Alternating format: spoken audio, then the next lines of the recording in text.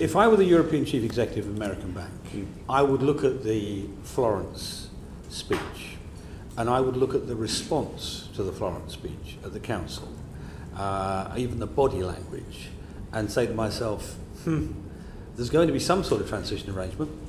The telegraphing we're getting is it will give me 2 years to make up my mind.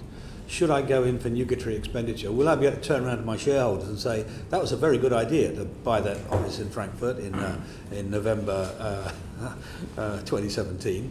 I might think not. So there is, they are, all businessmen would like, in black and white law, the things that will take uncertainty away from them. But they're not beyond making judgments too. I used to be a director of two FTSE 100 companies, executive director of one.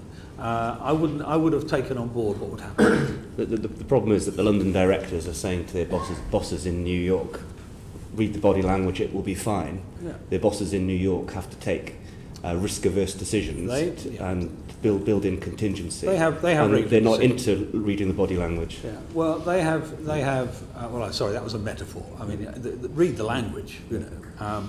And also read the language of people like Herr Schäuble in Germany. I mean, we are grown-ups around this table. We're adults in this room.